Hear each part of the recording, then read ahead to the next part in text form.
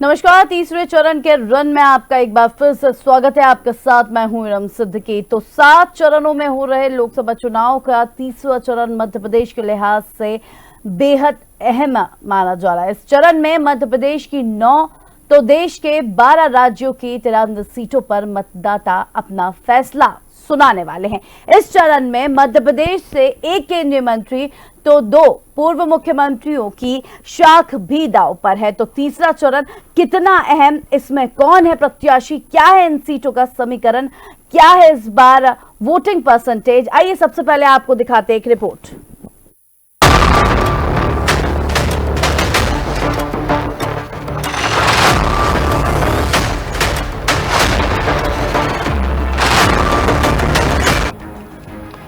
लोकसभा चुनाव के तीसरे चरण में मध्य प्रदेश की 9 सीटों पर अब बारी मतदाताओं की है। प्रदेश के 20,456 मतदान केंद्रों पर करीब 1,77,00,000 से ज्यादा मतदाता 127 प्रत्याशियों की भाग्य का फैसला ईवीएम में कैद करेंगे।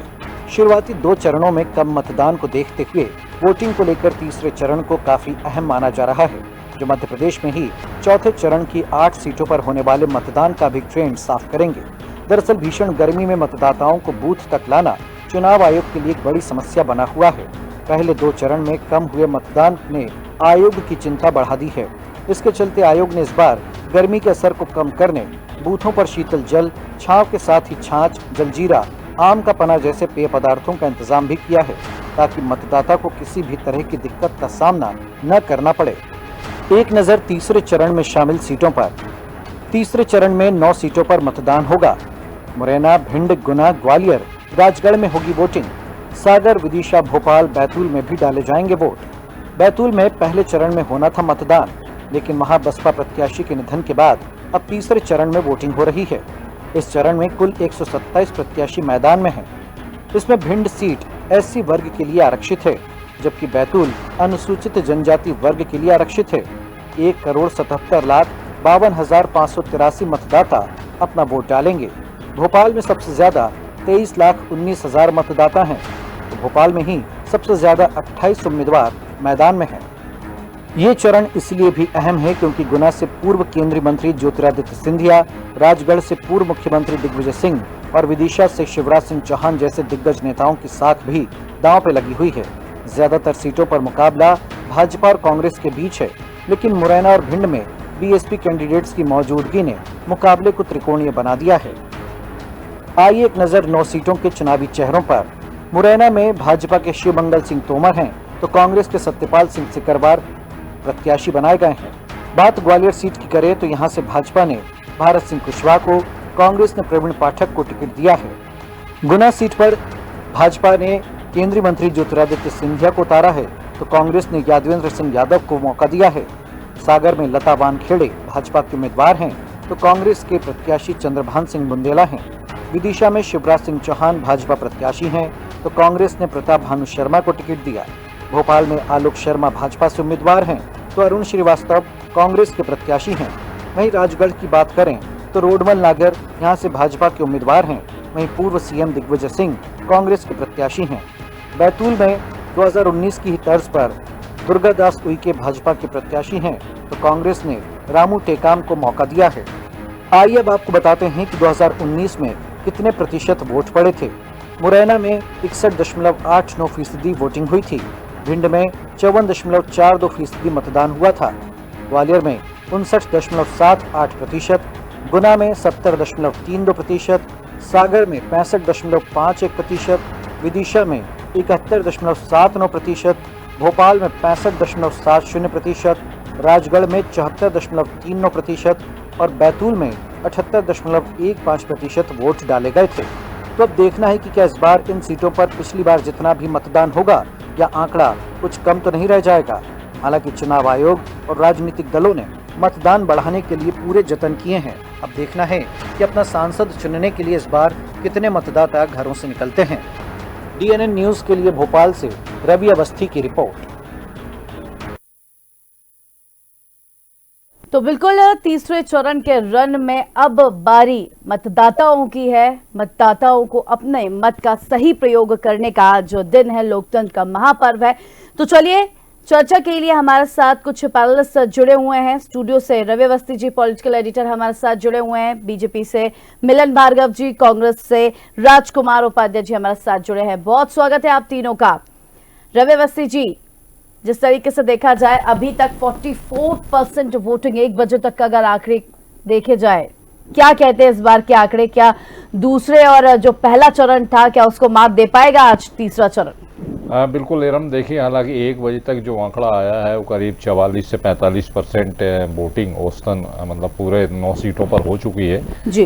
और अलग अलग सीटों की बात करें तो जैसा आपने भी दिखाया, देखिए कई जगह 50% तक राजगढ़ में पहुंच गया है, विदिशा में भी लगभग 50-51% के राजगढ़ सबसे ज्यादा चल रहा है इस वक्त। बिल्कुल, तो स्वाभाविक तौर पर आप देखिए कि इस बार ज़्यादा उत्साह कहीं ना कहीं मतदाताओं में नज़र आ रहा है और उसकी वजह एक ये भी है कि देखिए आप पहले और दूसरे चरण में जिस तरीके का मतदान प्रतिशत कम रहा और उसको लेकर फिर लगातार राजनीतिक दल हों, चुनाव आयोग हों, तमाम सभी ने समन्वित प्रयास करे, फोकस करा पूरा। और यहाँ तक कि आप देखिए सामाजिक संगठन, स्वयंसेवी संस्थाएं भी इस दिशा में आगे आई और उन्होंने भी कई तरह के योजना कार्यक्रम जो जैसा कर सकता था उसने उस तरीके से मैंने मतदाता को जागरूक करने का प्रयास किया और प्रेरित करने का प्रयास किया। मतदाता तो हालांकि पहले से जागरूक है, लेकिन गर्मी भी एक बड़ी वजह है। अभी भी देखिए आप 40 से 43% के बीच में टेम्परेचर जो है 9 सीटों पर देखा जा रहा है जी।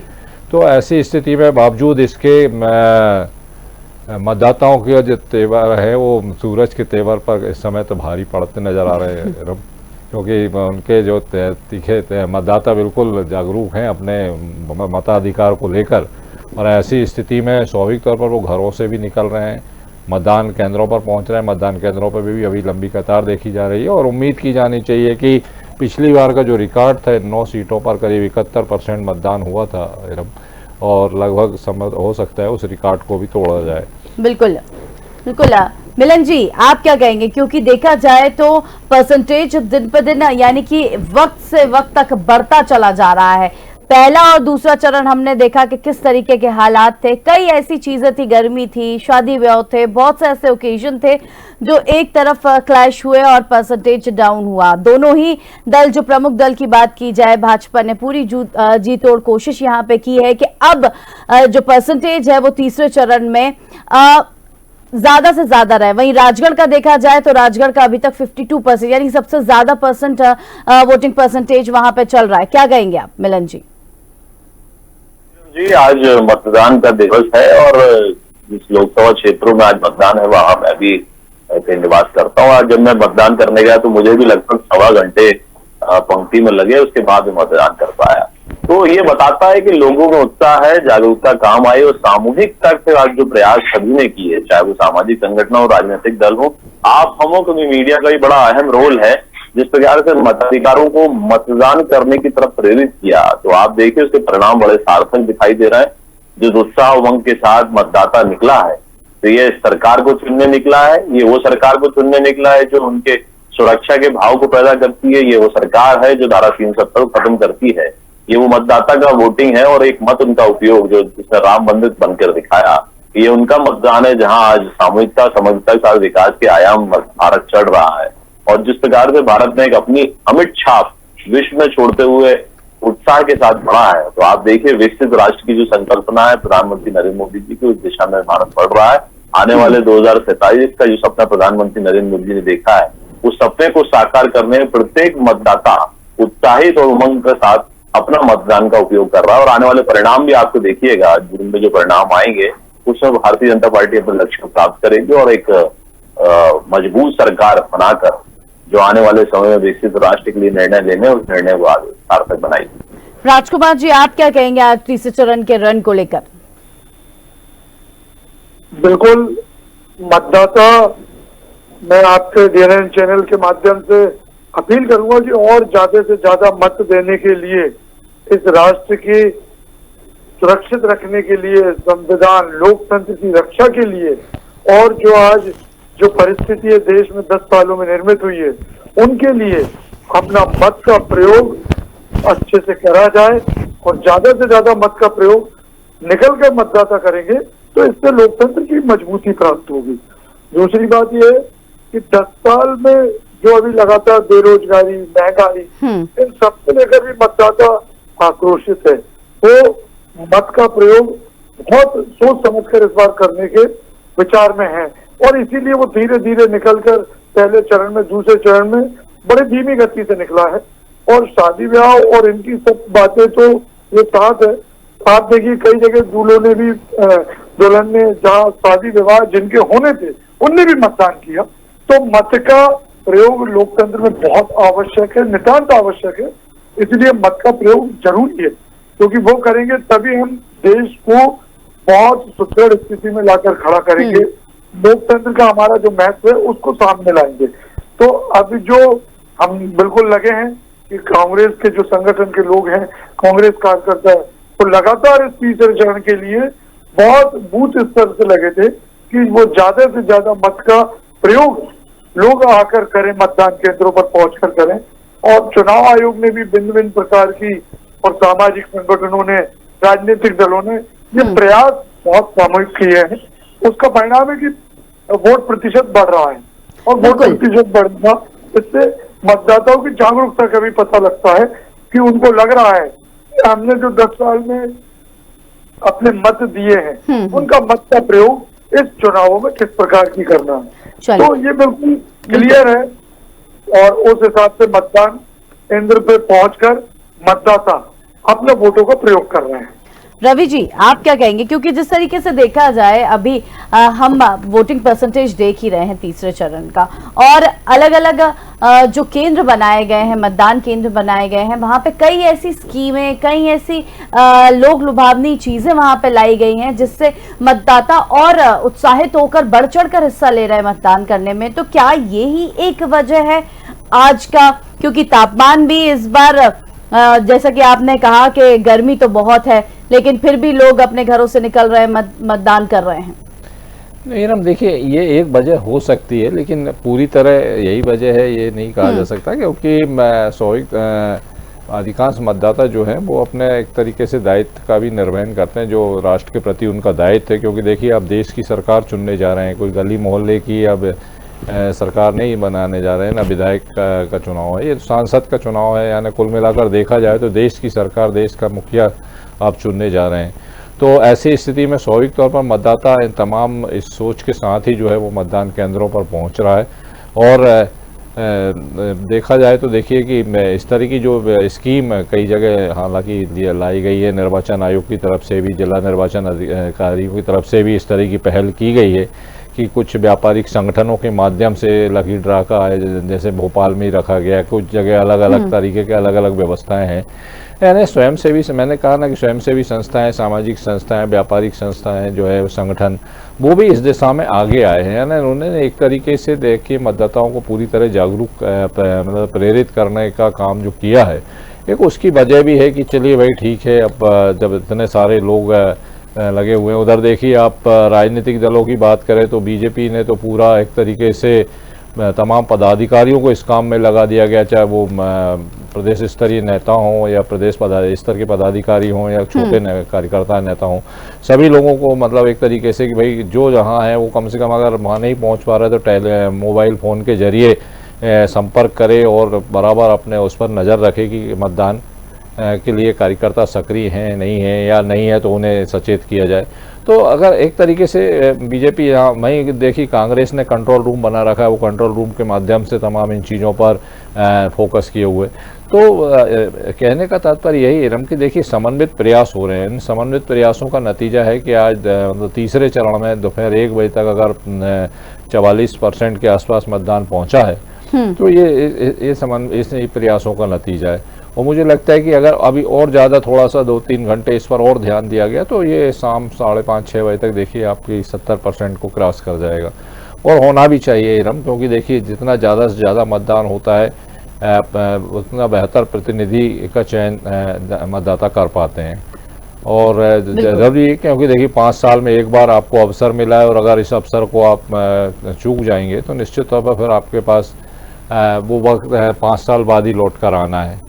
तो ऐसी स्थिति मुझे लगता है कि मतदाता निकल रहे हैं। और अब चूँकि गर्मी तो है स्वाभाविक तौर पर, लेकिन उसके लिए भी कई जगह इस तरह की व्यवस्था की गई कि ठंडा पानी रखा गया, छाया की व्यवस्था की गई है ना, मतदाताओं की पूरी सुविधा का ख्याल कहीं ना कहीं चुनाव आयोग ने इस बार रखा है। बिल्कुल मिलन जी, अगर हम महिलाओं की बात करें तो महिला और युवा बढ़ चढ़कर तीसरे चरण में हमें नजर आ रहा है कि किस तरीके से हिस्सा ले रहे हैं। विधानसभा चुनाव की तस्वीर हमने देखी थी कि किस तरीके से लाडली बहना योजना ने कि यूटर्न साबित हुई थी भाजपा के लिए। तो क्या लगता है आपको कि इस बार भी जो आधी आबादी को साधने का प्रयास दोनों ही दल करते हैं, तो क्या भाजपा के लिए इस बार भी आधी आबादी लकी साबित होगा? निश्चित रूप से देखिए, जिस प्रकार से सामूहिकता के साथ सरकार ने समग्रता के साथ महिलाओं के लिए जो निर्णय लिए हैं, उसमें क्रमशः आज लाडली लक्ष्मी बहना की भी बात होगी तो लाडली लक्ष्मी के साथ जो बहुत सारी योजनाएं थी, जो उनके अनुपात को बढ़ाने वाली भी थी, जो शिक्षित करने वाली भी थी, जो उनका विवाह संबंधी समस्याएं थी, उसको निदान करते हुए सरकार ने जो आर्थिक मदद की, ये सामूहिकता के साथ महिलाओं को अधिकार भी दिया उनके जीवन को उन्नति बढ़ाने के लिए। अब लाडली लक्ष्मी बहना ने जो माइलस्टोन बनाया है, तो देखिए आप उनको कहीं ना कहीं सशक्त कर रहा है। और जिस आधी आबादी को उसके अधिकार देते हुए प्रधानमंत्री नरेंद्र मोदी जी ने 33% आरक्षण देकर संसद में जो मार्ग प्रशस्त किया है, और देश के सर्वोच्च पद पर भी आज महिला को आसित कर सरकार ने बताया कि महिला प्रधान है। और इस देश में तो परंपरा रही महिलाओं को मातृशक्ति के रूप में पूजने की, आदि शक्ति के रूप में पूजने की। तो ये देश में तो प्राथमिकता के तौर पर महिलाओं के साथ न्याय करने की संस्कृति रही, लेकिन कुछ दशकों तक जिस प्रकार से प्रवृत्ति आप देखिए कांग्रेस पार्टी में, किस प्रकार से महिलाओं को टंचमाल आइटम कह के बार बार अपमानित किया गया। अभी इनके जीतू पटवारी प्रदेश अध्यक्ष, उन्होंने अभद्रता की मापदंड को तोड़ते हुए, उस सीमाओं को लांघते हुए एक दलित महिला को उसके रस खत्म करने जैसी संज्ञा देकर किस प्रकार की अभद्रता की सीमाएं लांघी, और वो जवाब उनको मिलेगा, क्योंकि सारी बहनें देख रही थी कि आप अपने चुनाव हारने में और अपनी जिस घृणा से घिरे हुए हैं उसमें इस स्तर पर उतराएं कि महिलाओं में कौन सा रस ढूंढ रहा है। तो ये दलित महिलाएं भी आज देश के प्रदेश की निकल कर बताएंगी। तो कहीं ना कहीं बहुत सारे कॉन्ट्रडिक्शन है, जिसमें सरकार ने बहुत सकारात्मक रूप से हर वर्ग को उच्चतम स्तर की ले जाने के लिए, उसके जीवन को उन्नत करने के लिए प्रयास किए। और वहीं विपक्ष ने जिसका षड्यंत्र प्रपंच रचकर मध्य प्रदेश को अपमानित किया, देश को अपमानित किया। देश की महिलाएं आज जब बढ़ रही हैं तो उनको तकलीफ जाती है। उनसे पूछिए राष्ट्रपति पद पर एक महिला, आदिवासी महिला आश्रित होने जा रही, तो आपने विरोध क्यों किया? और इमरती देवी जी के प्रति जिस प्रकार की भावना प्रकट की, तो क्या कार्रवाई दिखाकर कांग्रेस पार्टी ने कोई हिम्मत दिखाई? नहीं दिखाई। तो ये अभी इनकी राधिका खेरा है, राष्ट्रीय प्रवक्ता थी, उनको इस प्रकार से छिड़काने का शिकार होना पड़ा और फिर पार्टी को छोड़ना पड़ा। तो ये बार बार होता है। इससे पहले पिछले वर्ष आप देखेंगे मध्य प्रदेश के पीसीसी दफ्तर में भी एक महिला प्रवक्ता को किस प्रकार से निकाला गया। तो ये तो बार बार इनका क्रम है, जहां महिलाओं को असम्मत करते हैं, अपमानित करते हैं। तो ये स्थिति कांग्रेस पार्टी में निर्णय, तो भारतीय जनता पार्टी लगातार सकारात्मक राजनीति करते हुए आगे बढ़ रही है, महिलाओं को उसकी हिस्सेदारी, उसकी अधिकार को देने की तरफ आगे बढ़ रही है। राजकुमार जी, क्या कहना चाहेंगे आप इस पर? महिलाओं के बारे में सम्मान और आदर्श की बात भारतीय जनता पार्टी करती है, तो पहलवान बेटियों को धरना प्रदर्शन याद आता है, ब्रजभूषण शरण सिंह का आतंक याद आता है, अभी कर्नाटक की जो लगातार जो अभी प्रकरण चल रहा है ताजा वाला, तो वो ये सब प्रकरणों की याद आती है कि ये प्रकरण बहुत तेजी से चल रहा है, महिलाओं को याद है एक एक चीज। तो ये सब चीजें अभी तत्कालीन बोलने के लिए, अभी तो मुद्दे से भटकाव की भारतीय जनता पार्टी बात करती है। आप तो नौकरी निवेश की बात करो, व्यापार की बात करो, रोजगार कैसे देंगे उसकी बात करें, सड़क नाली जल पानी, तो ये कैसे हम सुविधा स्थानीय स्तर पर जुटाएंगे उसकी बात करना चाहिए। कि आज भी नल जल योजना उनकी ध्वस्त पड़ी है। आप देख लीजिए कि रोजगार के जिलों में कहीं व्यवस्था नहीं है। बहुत हालत स्थानीय स्तरों पर खराब है। स्थानीय निकायों पर संकट आ रहे हैं कि वो कैसे विकास करेंगे, कैसे ठेकेदारों को वो रोजगार देंगे जिससे वहाँ सड़क पानी बिजली की व्यवस्था है, जो रोजमर्रा के हम टैक्स लोगों से ले रहे हैं उसकी एवज में सुविधाएं कैसे देंगे, इन सब बातों की बात आती है। तो बात जब आती है, लेकिन जो आपकी पार्टी द्वारा बयानबाजी की जा रही है उसका क्या राजकुमार जी? महिलाओं को लेकर जो बयानबाजी की जा रही है उसका क्या? नहीं, प्रदेश कांग्रेस अध्यक्ष जी ने जो बयान बहुत अलग तरीके से जो एक भारतीय जनता पार्टी उसको अलग तरीके से ले जा रही है, उसको चुनावी मोड पे ले जा रही है, जबकि उन्होंने इस चीज को लेकर बड़ी बहन माफी सब मांग ली, तो उस मुद्दे की तो बात ही करना बेमानी है। और उसको आप कहां से कहां ले जा रहे हैं, अपमानित ये करेंगे और उसको कहेंगे कि अपमानित करने के जनता उसका आकलन कर रहा है।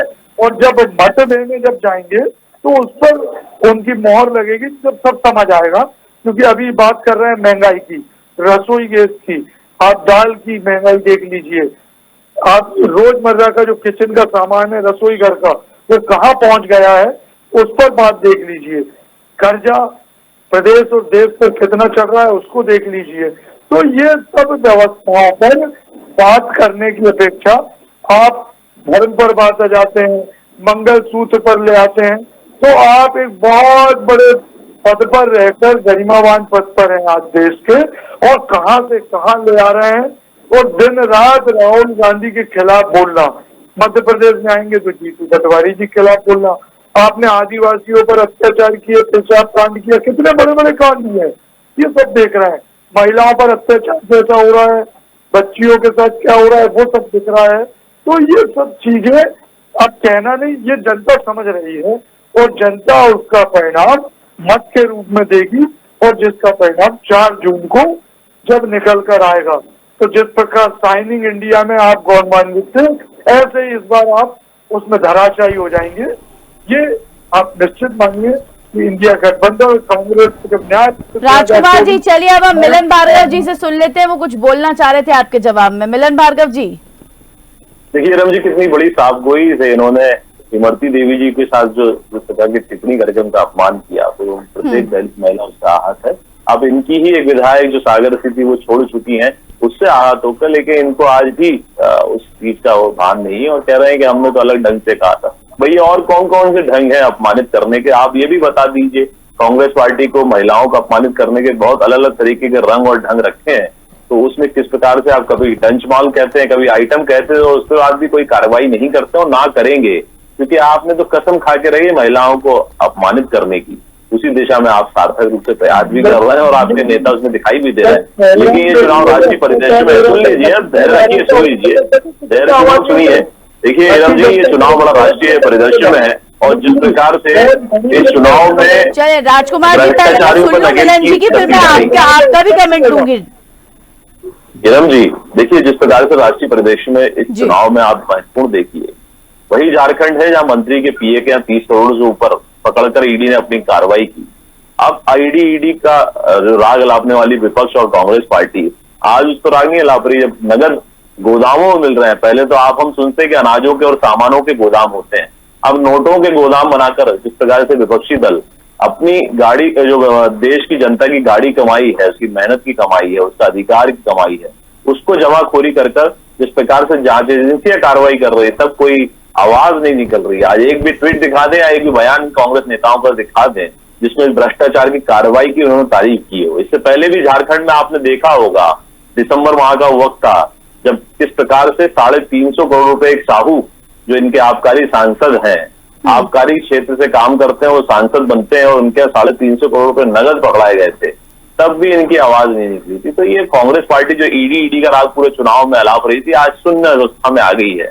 तो ये परिप्रेक्ष्य में जनता भी देख रही है किस प्रकार से प्रधानमंत्री नरेंद्र मोदी जी भ्रष्टाचारियों पर नकल कसकर उनके अधिकार की जो आर्थिक स्थिति थी उसको सुधारने की तरफ आगे बढ़ रहे हैं और इन भ्रष्टाचारियों पर नकल कस रहे हैं। तो ये बताता है कि प्रधानमंत्री नरेंद्र मोदी जी के सार्थक प्रयास समग्रता के साथ चल रहे हैं, हर दिशा में चल रहे हैं। जहाँ विकास का आयाम भी होना चाहिए, जहाँ धार्मिक संस्कृति और भारतीय महापुरुषों का महिमा मंडन होना चाहिए, वो भी किया जाता है। जहाँ हॉस्पिटल, कॉलेज और विश्वविद्यालय होना चाहिए, उस दिशा में बहुत सार्थक प्रयास करके परिणाम लाएं। इन्हीं प्रयासों के दम पर हम अगली बार सरकार बनाने जा रहे हैं। ये रोते रहे आने वाले चुनाव परिणाम जो ईवीएम पर रोना ढोएंगे, क्योंकि ठीक है ये फोड़ेंगे, अपनी स्थिति और अपनी नेताओं की जो अक्षमता है उस पर कभी बात नहीं करेंगे। चले अब बोलिए राजकुमार जी, आप क्या बोल रहे थे उस वक्त? भारतीय जनता पार्टी के नेताओं को तो प्रशिक्षण ही इसका दिया जाता है कि झूठ बोलो, बार बार बोलो, लगातार बोलो, जनता को मुद्दे से भटकाओ। हम तो मुद्दों की बात बता रहे हैं। देखिए मणिपुर पर क्यों नहीं बोले आज तक, क्यों भारतीय जनता पार्टी कहाँ से आ गई? करोड़ों रुपए आपके यहाँ नेताओं से पकड़ाए जा रहे हैं। जांच पकड़ रही है और आप झूठ झूठ कर आगे लाप रहे हैं। ईडी आईटी के छापे भारतीय जनता पार्टी से जानकर और यहाँ मुद्दाओं पर पड़े बताइए।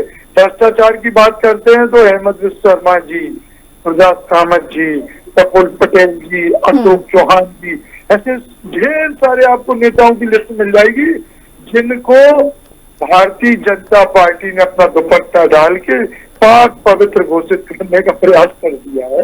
तो जनता देख रही है कि पहले आप जिन पर रोज आरोप लगाते थे, रोज उनके नाम की माला जबकि भ्रष्टाचार पर आरोप कांग्रेस पार्टी और उन पर लगाते थे, आज जब वो आपकी पार्टी में शामिल हो गए हैं तो अरे बिल्कुल आप उनकी माला लेकर जब रहे हैं।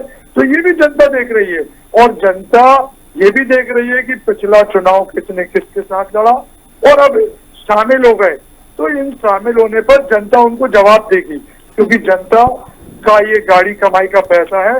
बार बार चुनाव में नहीं जाएगी, वो बार बार अपने मत का प्रयोग आपसे करवा कर और आप जाके इधर उधर हो जाते हैं, उसका परिणाम भी जनता देगी, क्योंकि जनता बहुत देश की समझदार है, वो लोकतंत्र को समझती है।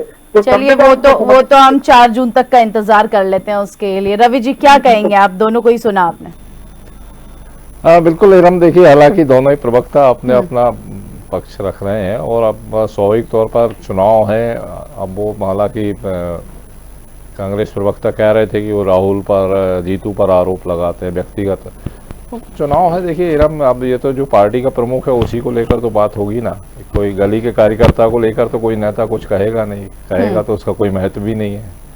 और सवाल यही है कि अब आरोप प्रत्यारोप है, सबके अपने अपने दावे हैं जहाँ तक अब, लेकिन मतदाता देखती है कि अगर पूरे समूचे देश की बात की जाए इरम, तो देखिए एक तरफ बीजेपी जहां देखो 400 से ज़्यादा सीटों पर चुनाव लड़ रही, तो कांग्रेस 200-250 पर लड़ रही। कई जगह तो ये हालत है कि इंडिया गठबंधन है वो आपस में ही चुनाव लड़ रहे हैं, सबके अपने अपने घोषणा पत्र हैं। अभी एक मत नहीं, सुनूंगी राजकुमार जी आपकी भी बात। अभी एक मत नहीं है। अब मतदाता के ऊपर तय करता है कि मतदाता कैसी सरकार, कैसा प्रतिनिधि चाहते हैं अपने, और मतदाता बहुत जागरूक समझदार है और वो अपने दायित्व का निर्वहन कर रहे हैं। आप देखिए 44% के आसपास पहुंच चुका है शाम तक, और उम्मीद की नहीं जाएगी कि मध्य प्रदेश में जो 9 सीटें हैं इस तीसरे चरण में, क्योंकि देखिए रम ये तीसरा चरण बहुत इसलिए महत्वपूर्ण है कि इसी पर चौथा भी डिपेंड करेगा। अभी जो ट्रेंड बनता है स्वाभाविक तौर पर इसका असर चौथे पर भी आएगा और मतदान तब भी बढ़ना चाहिए। तो ज़्यादा से ज़्यादा मतदान हो ताकि बेहतर प्रतिनिधि मतदाता अपना चुन सके। बिल्कुल, चले राजकुमार जी आप अपनी बात रखें, लेकिन उससे पहले मैं एक सवाल आपसे जानना चाहूंगी। ये जो दल बदल की राजनीति कांग्रेस में नजर आई है, इसका क्या कहेंगे आप? क्योंकि देखा जाए तो घर आप भी नहीं बचा पा रहे लोग, आप अपनी पार्टी के लोगों को ही नहीं रोक पा रहे। देखिए, कांग्रेस को दल बदल की राजनीति नहीं, अब तो सभी दलों में ये हो रहा है। अभी भारतीय जनता पार्टी कई नेता राजस्थान, गुजरात, हरियाणा, कर्नाटक, तेलंगाना और अन्य पार्टियों के लोग भी कई पार्टियों, लेकिन आपके तो खुद इंदौर के प्रत्याशी ने ही अपना नाम वापस लिया और भाजपा में शामिल हो गए। तो दिखाया गया कि किन के साथ वो जा रहे थे और किन प्रकरणों के चलते उन्होंने वापस लिया, ये भी आपको सब पूरे क्षेत्र को मालूम है। और इंदौर जैसे साफ स्वच्छ शहर और साफ स्वच्छ राजनीति को कलंकित करने का एक जो प्रयास हुआ है वो बहुत ही दुर्भाग्यपूर्ण है। और लोकतंत्र के इतिहास में ये बड़ा, जिस सीटों पर चुनाव आप लड़िए ना, चुनाव लड़ने भय डर क्यों, आप क्यों शामिल कराना चाहते हैं और करवाना चाहते हैं? आप तो जब प्रत्याशी जिसका है वो वहां लड़े, हमारा है हमारे यहाँ लड़े, आपका है आपको लड़े। पहला प्रयास ये होना चाहिए था कि पहले जब आपकी टिकट नहीं हो रही थी, जब तक प्रत्याशी आप आना जाना होना था, लेकिन ये प्रक्रिया चलने पर मतदाताओं का अपमान हुआ है। उनको मत देने का आपने जो प्रयास था उनका कि वो किसको मत देने का मन बना रहे हैं, जा रहे हैं, उस पर आपने लोकतंत्र के माध्यम से हत्या की है। और दूसरी बात, भारतीय जनता पार्टी मुद्दों की बात कभी नहीं करेगी, वो मुद्दों से भटकाव की बात करेगी, झूठ बोलेगी, बस। इसके अलावा पुरी और सूरत का क्या कहेंगे राजकुमार जी? जी मिलन जी मैं लूंगी आपसे जवाब लूंगी मैं। जी, पुरी और सूरत का क्या कहेंगे आप राजकुमार जी? फिर बिल्कुल, पुरी वालों ने आपके ऊपर से वहां पे जो प्रत्याशी ने वहां पे, लेकिन प्रत्याशी वहां तैयार है वहाँ प्रत्याशी लड़ा, नाम वापस नहीं लिया उसने, वो शामिल नहीं हुए थे, कुछ कारणों से हुए। और सूरत में जो हुआ है वो तो ऐसा राज्य है कि उसका पूरा मॉडल देश में चलने लगा है, गुजरात राज्य का। तो वो मॉडल की प्रक्रिया आप पूरे लोकतंत्र के इतिहास में आपको देखने को मिलेगी। तो इसी लोकतंत्र को बचाने के लिए तीसरे से चले सातवें मिलन जी कुछ बोलना चाह रहे थे। वो मत का प्रयोग जब करेगा तो वो कांग्रेस और IND गठबंधन के लिए सरकार बनाने के लिए करेगा, क्योंकि वो महंगाई, बेरोजगारी से, किसान, MSP से, इन सब चीजों से, श्रमिक अपने काल, और आप तो 2 साल पहले का ये देख लीजिए, 2020 यही अप्रैल था जिसमें एक ऐसा काल आया था जिसमें बहुत पीड़ादायी समय बीता है लोगों का। उस काल को भी हमें याद करना है। आज 2 अप्रैल चल रहा है, जब आज हमको खुशी है। चलिए राजकुमार जी कुछ बोलना चाह रहे हैं, कुछ बोलना चाह रहे हैं मिलन जी, हम सुन ले थोड़ा सा, उनकी भी सुन ले, उनकी भी सुन ले। हम परिवार राजकुमार जी सुनने कोई तैयार नहीं है। राजकुमार जी हम मिलन जी की भी सुन लेते हैं एक बार। जी मिलन जी बताएं। देखिए रम जी, यही स्थिति है, कांग्रेस पार्टी किसी की सुनने की तैयार नहीं है। जो उन्होंने राग अपना लाभ लिया उसको लेकर ही चलना चाहती है। देखिए ये दल बदल की राजनीति के भी, सीट बदल की राजनीति भी दिख रही है, और ये राजनीति में ये भी दिख रहा है कांग्रेस के कमजोर प्रत्याशी जो पहले चुनाव नहीं लड़ना चाह रहे थे, जिस प्रकार से दबाव कर इनको चुनाव लड़ाया गया, उन्होंने अकारण किस प्रकार से आज खजुराहो में देखिए आप क्या स्थिति बनी, नामांकन में गलती जानबूझ के करी, समाजवादी पार्टी के प्रत्याशी को इन्होंने समर्थन दिया, उन्होंने कितनी अपरपक्वता दिखाते हुए, इतनी सी गलती करते हुए अपना नामांकन रद्द करवाया, और उसके बाद ना कोर्ट का रास्ता अख्तियार किया। जब विवेक तनखा जी ने कहा कि मैं केस लड़ने को तैयार हूं, तो भैया इनके प्रत्याशी ने कहा रहने दीजिए साहब, मुझे केस नहीं लड़ना, चुनाव लड़ना है।